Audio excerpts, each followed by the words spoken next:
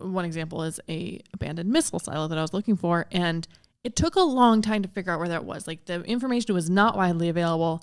I ended up stalking somebody on Instagram and randomly sending them a message and hoping they replied, and then they DM'd me back and they sent me the coordinates. Then I had to talk my friends into going. So it's this whole story. And I think so often we wait for it to work. And then we're like, okay, now I'm going to make a video. Like, well, I'm not sure if I can find this spot. If I find the spot, then I'll make a video about, experiencing it. Well, the video should have started like 3 weeks ago. And yeah, maybe it won't pan out, but you might still have a story even if it doesn't pan out. And if it does pan out, you have a 10 times better story because you told all of these things leading up to it. You built that suspense and made people want it too. As bad. Yeah. Like, how much more excited are you going to be when you get to that location after you tried so long versus just like, oh, here's this cool place. I love Such a difference. The story starts before you think the story starts.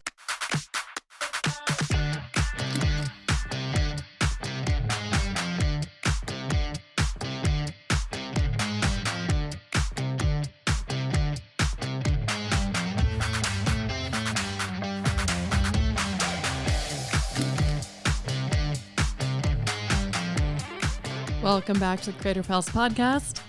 Today I'm going to be giving Nathan some questionable YouTube video ideas, and he is going to try to prove his theory that there are no bad video ideas. So tell me a bit about that. Yeah. So, I mean, I've been on YouTube and around YouTube for quite a few years now, probably 5+ years.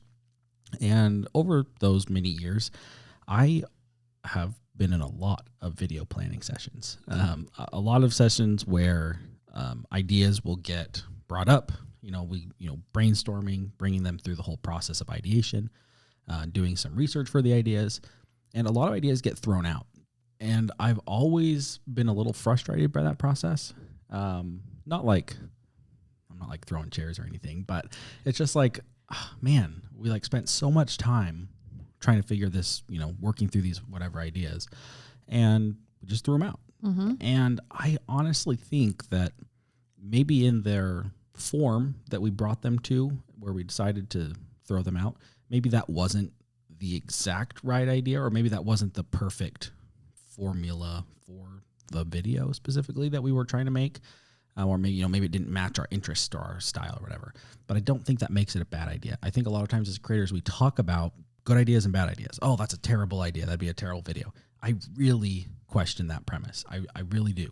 And so I'm very interested to see what you have to throw at me today, because I don't know if every idea in its first original form is a good idea. Sure. But I think that anything could be crafted. I think it's all about the marketing of the idea. It's all about imagining something that would make it interesting and entertaining or helpful or informational. And I think most things can be turned into that. So that's my theory. I almost think it's the opposite of how we usually take it. Most people think like that most video ideas are bad and that maybe 20% of them are good. But I would say maybe 80% of them are good enough or could be good enough, but they need some massaging, and 20% maybe just never would get there. I don't know. Yeah. Or maybe all of them could get there. But it's almost like maybe hardly any video ideas are good from the start without massaging. Like too often we're waiting for a good or bad idea. And that's why it takes us so long to get to a good idea, because we keep thinking that's not it, that's not it, that's not it, when really any of those could have been it if they had had some massaging, but there's almost no good ideas before you do the massaging. Yeah, I think you're right. And I think the massaging is one important piece. I will give a caveat here. Yeah. When we throw out an idea, I think maybe a lot of times it's because of resources. Maybe it's time, maybe it's money, maybe it's skill level or something like that. And I think a lot of video ideas are categorized as bad because we don't have the skill or the time or the money or whatever to make those ideas happen in the way that would make them be good. Mm-hmm. And so there are some factors that do limit an idea, whether or not you should choose to do it or not. I just hate the premise of good idea versus bad idea. And so that's kind of what we want to test today, I guess. Yeah. Okay, let's get started. So I'm going to pretend I have a cooking channel. Okay. And I'm going to make some curry. Oh, I love curry. Good idea already. Good idea. Make the video. Okay. So just curry. Yeah. Curry making video. Curry. Okay. Well, I guess right out of the gate, there's probably about 50,000 of those videos.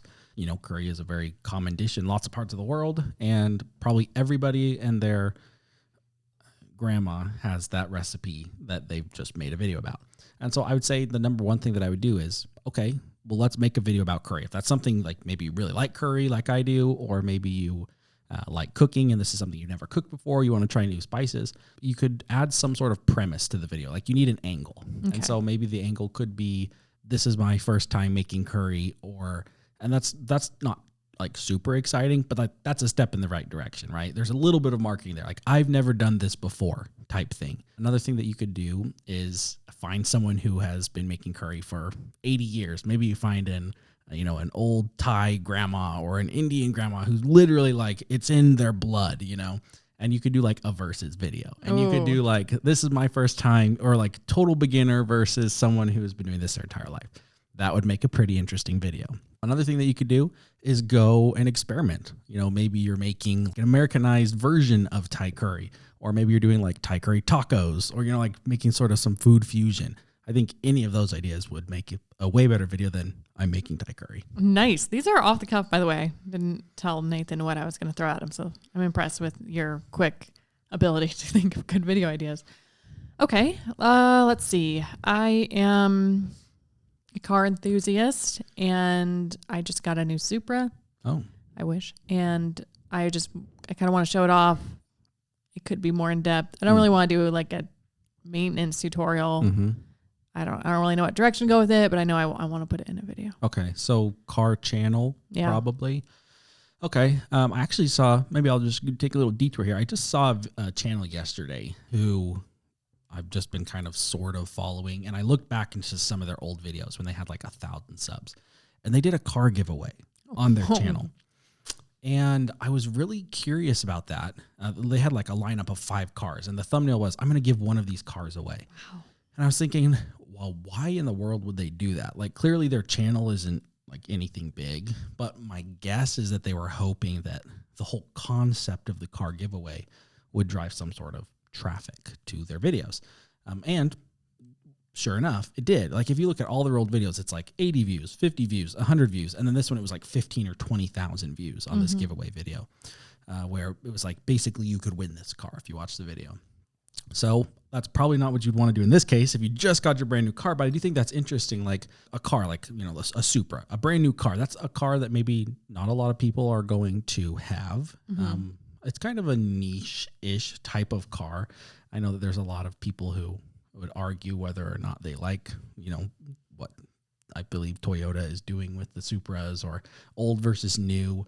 So maybe you could take that direction. Maybe you could take like a very old model, sort of classic style, and do like my new Supra versus this 10 or 20-year-old, and then do like almost like a spec test to see like, okay, these are the features, the really cool features that my new Supra has, and then here are the features that this old 20-year-old Supra has, and we're going to match them up to see how they compare. Did it really get that much better over 20 years, or is it something that really the new one's not any better than the old one? And honestly, the old one has like that kind of cool historic effect, kind of like classic. Right. And so the new one is, maybe you'd find that out in the course of the video. So and there's ways to do that. I've seen car videos where, they have a decent following, but people will let them borrow their cars to do these reviews and these comparisons and things, and they don't have to own every car that they're making a video about. So there's always ways. Yeah, there is always ways. And I think for that one, like comparing your car to an old car, it's like someone is more likely to have the old car, probably. Mm-hmm. And I think every city or town probably does a car show. And it's like you could find those types of people. You could connect with the types of people who could get you in a circle. Maybe it's not someone who has the exact car that you need, but maybe it's someone who knows a person. I think that that's one way. I think that something else that I've seen a lot of people doing, like recently with just another car idea, electric versus like the gas car. And I don't think there's an electric version of the Supra or even an equivalent, but I know that there are more electric, like sportier cars. So you could do like, is the 2024 Toyota Supra better than X, and just kind of like make some random comparison. Because then, like, let's say you did it up against Tesla Model 3. All these people who are interested in Tesla Model 3, they might say, oh, the Tesla Model 3 is now up against this, sports car. I wonder how it performs. So then maybe you get all these people who are interested in Teslas potentially watching your Supra video. You almost create an assumption there, I think, without even saying anything. You don't have to say these are comparable. But as soon as you decide to compare them, that strikes that curiosity. Right. Of, are they more similar than I thought they are? Right. That's awesome. We're going to have to do a lot of pretending here. Okay. Pretend that I am obsessed with fitness. It's the only thing that brings me joy, but the niche is so oversaturated. Mm-hmm. This one's tough. It is very oversaturated. And I also know very little about fitness. So this is a very good one. Very, very difficult. Actually, any fitness idea is a bad idea. Just kidding. I'm not going to say that. Okay. So if you're, brand new, probably newer channel, there are a lot of people in the fitness space. I think the kind of go-to for a lot of people, which seems to work sometimes, is like your own personal transformation. That's one that I've seen a lot of people do. It's kind of overdone, but at the same time, people really connect with that type of thing. The only problem with that is that people connect better with that if you've already undergone your transformation. A lot of people want to jump in and start off without having transformed. A lot of times you're going to get a lot better result if you can say, over the past 2 years or whatever, I've gone through this transformation. Here's what I look like before. Here's what I look like now. I can be someone you could look up to in the fitness space, right? Yeah. You like you get some authority by having worked through some of those things. So probably what I would do in this one, and again, this is not like a totally new concept, but I would do probably some sort of challenge.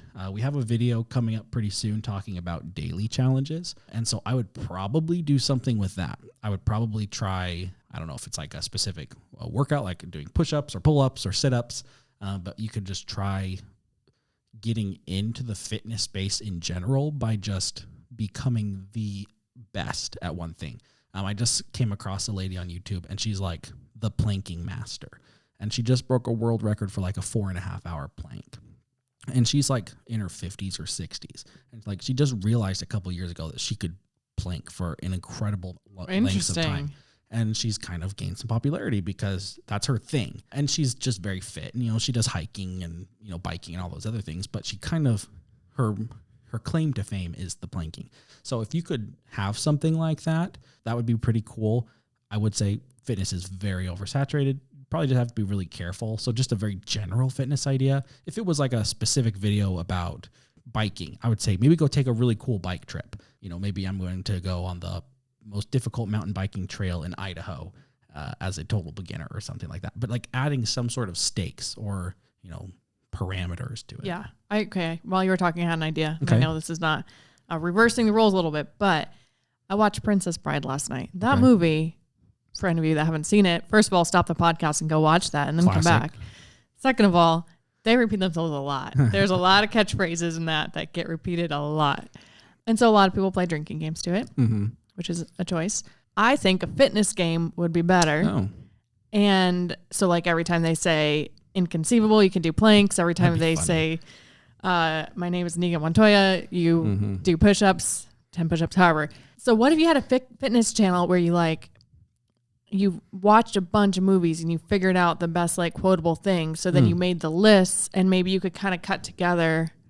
You'd have to be really careful to not show too much of the movies, but maybe you could show yourself like getting tired or sitting around because there ended up being less than you thought or having to add new things or I wonder if you could make a channel out of that. Yeah, I think you totally could. But that to me, that's like almost starting your own genre, which is pretty cool because maybe it is you watch a specific, is it Disney movies? Is it like classic, like comedy kind of rom-com videos? Like, is it, you could like kind of craft your own niche into doing like challenges around specific types of movies or videos, or, you could even do it to YouTube videos. Like maybe a specific YouTuber says a phrase like that would be kind of funny if your audience, happened to be on social media a lot. Anyway, I love that idea. So many ways to go with that. Yeah. A little outside the box, but I don't know. And there's no guarantee that stuff will work, but you can pivot. It's like a very big thing. I was reading The YouTube Formula by Daryl Eves, and in the beginning of the book he talks about how like YouTube themselves pivoted, and I've always known that, but I never really thought about how like sort of serendipitous that is. Their original plan was for it to be a dating site, and they didn't hold on to that, and it's probably a good thing that they didn't hold on to that. Anyways, it might take some pivoting even if you think your original idea is original. Okay, let's do a few more. How about a travel channel? But I don't have a lot of money, so I'm going to try to do kind of like local things. Okay. How do I make it interesting? Okay, local travel-ish kind of channel. Maybe I'm hoping to build up so I can eventually go travel. I imagine this, if I was going to do a travel channel, this is the type I would do. Traveling from not too much extra money. I don't really like going places, but okay, let's think. Okay, I guess number one is I would just think, is there anything unique or semi-unique about the area that I'm in that I could potentially go do or see? You know, around here we have some different caves that are from old lava tunnels of volcanoes. Like, that's a little bit cool. Yeah. Could the thing be that people are interested in? That could be the location. Because I think, like, for someone who's just starting a channel, especially in like a travel space, anything that has to do, you know, with is very oversaturated. People don't care about you yet. Yeah. And that's, I think, a big problem with small channels is that when you start doing something, you kind of have to do cool things, because the people who would watch or maybe would click, they will care about the thing before they care about you. And then if you do a good job of keeping them on the video and then retaining them across multiple videos, then eventually they may care about you. And so I would say number one is like, what are you involving yourself in that could potentially make people interested? And so maybe it's the places, you know, maybe it's I explored this, you know, XYZ or whatever around, or I found this 150-year-old bakery. I don't know, like you could kind of create stories. I almost like a very cool storytelling aspect of finding very unique things or perspectives. For as like a specific video idea, so like, you know, we live in the Boise area. We have very rich Basque culture here in Boise. There's like a Basque center in downtown Boise. Could I go and, you know, create some sort of story, very cool thing about one of the old restaurants that's like family owned over the last 3 or 4 generations? Like that could appeal to people without them caring about me. And so I would say any idea that you have to start off, just make sure that there's that sort of outside appeal. Maybe it's outside of Boise here, we have an Airbnb that is a large potato. It's literally a potato Airbnb. Could I go stay in the potato Airbnb and like rate my experience there? Because it's a very unique sort of weird, up in northern Idaho, there's one that's a huge dog that you can stay in. What if you stayed in the potato and you ate nothing but potatoes or French fries for a week? Yeah. Things like that. I think people would like. I mean, I've seen, it's funny, Ryan Trahan, big YouTuber, he came in and stayed in the potato. Funny. Like people do it. There's kind of a couple videos out there. So like it's kind of an already done thing. So maybe it's not the perfect idea, but I love like adding that extra element, like only eating potatoes or doing it like sort of making it extra kind of weird or quirky or fun. Yeah. It just adds this element of some sort of amount of stakes or something like that. Yeah. I think adding story too, like I've visited places before and I've known about certain locations but didn't know where they were. Like one example is a abandoned missile silo that I was looking for, and it took a long time to figure out where that was. Like the information was not widely available. I ended up like stalking somebody on Instagram and randomly sending them a message and hoping they replied, and then they DM'd me back and they sent me the coordinates, and like then I had to talk my friends into going. So there's this whole story, and I think so often we wait for it to work, and then we're like, okay, now I'm gonna make a video. Like, well, I'm not sure if I can find this spot. If I find the spot, then I'll make a video about, you know, experiencing it. Well, the video should have started like 3 weeks ago. And yeah, maybe it won't pan out, but you might still have a story even if it doesn't pan out. And if it does pan out, you have a 10 times better story because you told all of these things leading up to it. You built that suspense and made people like want it too. As bad. Yeah. Like how much more excited are you going to be when you get to that location after you tried so long, and it makes it feel way more exclusive and like special versus just like, oh, here's this cool place. I love such a difference. Yeah. I don't know. Huge we've talked about that a lot before with videos of like the story starts before you think the story starts. Yeah. So I back think up a little that bit. does make a totally big difference. And I think that by doing it that way, I earlier said in the podcast that a lot of it has to do with the marketing of the video. It's like how good of a story is, you know, captured within the video so that in my title and thumbnail, I actually have something interesting to share. If that was a video about this missile silo, maybe it's like, I almost didn't make it or something like that, because like, and you could in the thumbnail be referencing that you didn't have the coordinates, but then people might even think like, wait a second, you went to a missile silo and you almost didn't make it. Like all of a sudden that brings some real intrigue, and like, it's true. You almost didn't make it. Like, I don't know, like that's just one very unique way to come at it, but it just gives you more opportunities for better marketing for the video. Yeah, that's very interesting. definitely, yeah, taking those opportunities and noticing the exciting parts and highlighting the exciting parts. Like crazy stuff happens, and make sure you highlight that instead of just whatever you originally planned for the video of showing how cool it looks. Like you got to include those things that you didn't expect. So cool. Okay. Let's do a couple more. A reading channel. I like to read, maybe mostly, let's say mostly mystery books. Okay. Literally before the podcast, just told you I have not read a book in a long time. So this one is tough. I have read books. I did go to college. I'm smart. But okay, I would say for this one, I guess it depends on what kind of audience. So I'm going to ask you a follow-up question about your hypothetical channel here. Is this a book review style channel? Is this, you said it's mystery books. So yeah, what type of video would you say you're normally making on this channel hypothetically? Is it more like I'm giving you my thoughts on the book?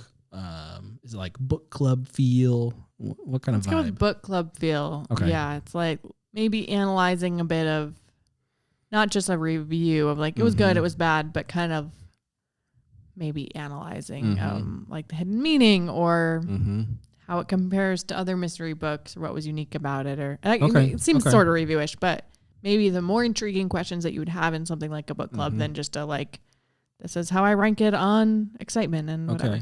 Okay. The formula that kind of just immediately comes to my mind is taking almost a very analytical approach to a very creative thing. So when you're reading a book and you're doing book club, you're maybe discussing the theme or the setting or whatever, and everyone might have their own thoughts or opinions on why the author chose to, set it in a certain time period or location, or, have different characters. So what if you took all of that, the conversation that you might have in a book club type setting, you could either have a physical book club that you actually read the book with, and then discuss these things and take people's opinions and then bring it to the channel. But maybe even a step further would be to almost do research. So take a lot of the very typical book club type questions and then go on to forums and just find the nerdiest, most deeply interested people in this literature. Yeah. And then figure out what they thought and then present your findings on the channel. So it could be 33% of people thought that it was this, and 40% of people thought that this was the reason they did that.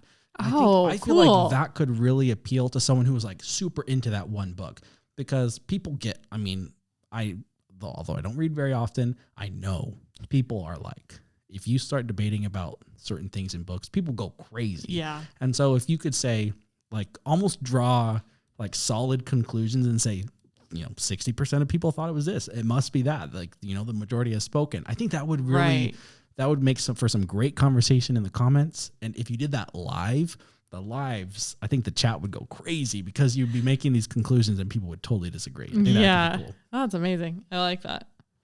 Cool. All right. So what are some principles here? How are you doing this is the question I have. Are you just trying to think outside the box? Are you trying to think of how to combine one thing with another? I think kind of niche? All of that. Yeah. I think it's, the whole analytical thing in the YouTube space, on channel makers, on our YouTube channel, we do a lot of analytical thinking. Yeah. For a book review, you may not initially think that would be a good idea, but it's a different angle. It's something that maybe some other people are doing, but maybe not. And so I think thinking outside of your own niche is really important. I saw a video the other day. It was world's most dangerous single track dirt bike trail in North America.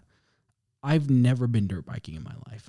For some reason, I watched the video. Weird. And it's just why? I think it was a really good thumbnail. It was a really good title. It was intriguing. And it was this person said it was their first time ever doing it. It was just the perfect combination for me to go click the video.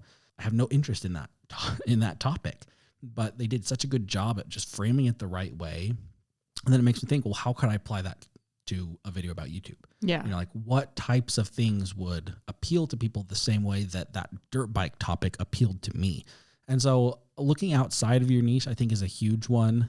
Anytime you have an idea, a lot of times, and this is kind of maybe a little cliche, but we oftentimes limit ourselves by saying, I have this idea. It's not a good idea, or this isn't going to work because like we like make excuses for our ideas before we even present them or give ourselves enough time to think about them. Yeah. And so if we did a better job at saying, this is what the video could be if it was like in its perfect, most amazing form, and then pulling back and saying, okay, well, what can we actually accomplish? I like that way better than just saying, well, we can't do this, we can't do that. It's like, no, let yourself think outside of the box to the point where it's like, you know what? I would need a $5 million budget to do this video.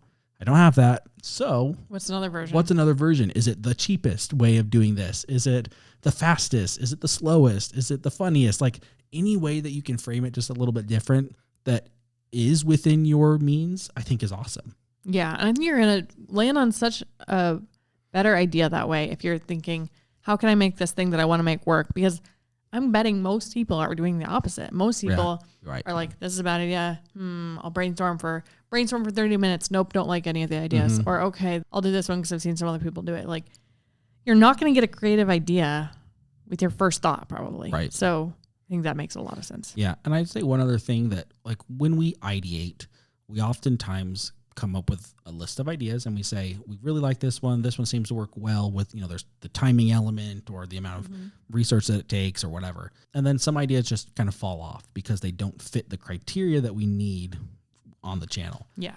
Don't get rid of those. I think that having a bank of ideas indefinitely is probably is smart, because just because it doesn't work now doesn't mean in 12 months it wouldn't work, or 2 years it wouldn't work.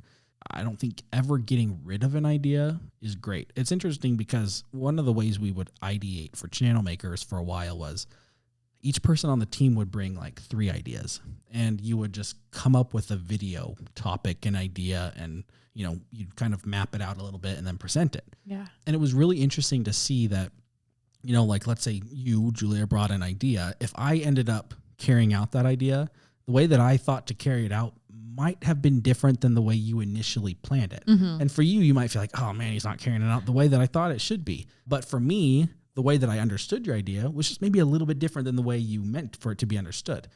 Does that mean that your way was better or my way was better? I don't think so. Maybe we could come to an agreement and say, well, we want to position it this way for the audience, and maybe that's the best way. But as far as whose idea is better, they're just different. They're just different ideas or different ways to present it. And so I think that just because maybe one idea doesn't seem to be the right way to present it, it doesn't mean it's the bad idea. Yeah. It just means it maybe needs to be tweaked a little bit. Yeah, and packaged so that your audience understands enough of it to click. Yeah. Yep. Awesome. Well, I think this went pretty well. I think you proved your point. And thank you very much. Yeah, let us know how you're like working on making your ideas more unique, or what your ideation process is like. Do you just come up with 100 ideas and then pick the best 2? If so, that's also interesting. Not saying that's wrong, just really curious how you go about it and what strategies you use to come up with good ideas, and when you throw out ideas too. Thank you for watching, and we will talk to you next time. See you guys.